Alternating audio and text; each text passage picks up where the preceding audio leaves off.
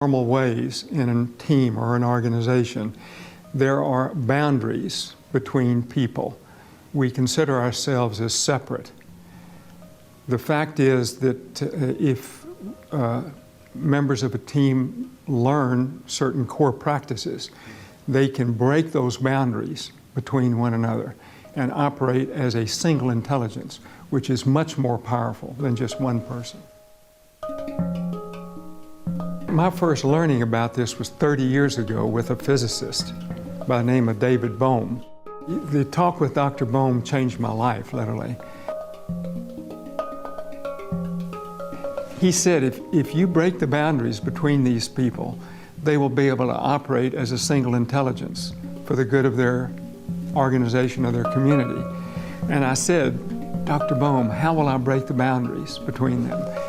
And he put his arm around me and he said, Mr. Jaworski, that's for you to determine. I went out and walked home from his office and sat down under a big oak tree in Hyde Park and began thinking, how will I do this? I wanted to answer his question, how to break the boundaries. And it just suddenly occurred to me, take people in nature. I learned then the power of nature as a teacher.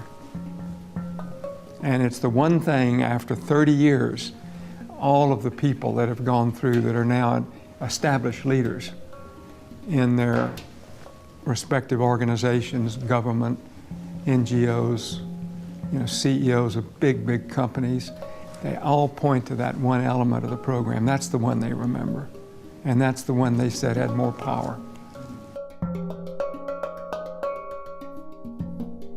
The process is called the U process for heuristic discovery.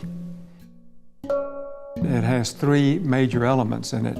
One is to understand the current reality in a deep, deep way. So one has to have an immersion in what the current reality is that exists now.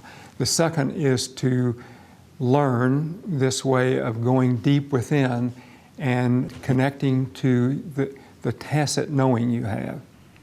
And then the third is to be able to crystallize that knowing that comes from this tacit way of knowing, and to crystallize that into usable products or decision or strategy.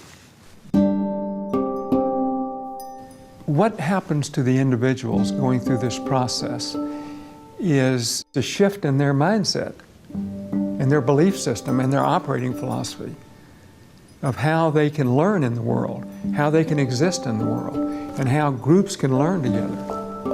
That's the essence of this process.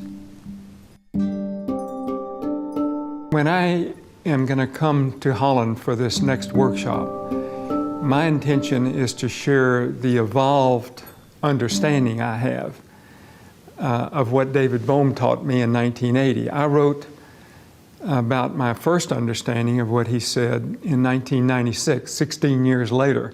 It took me that long to deeply understand it, enough to even write about it. And now this is the second, the more evolved learning.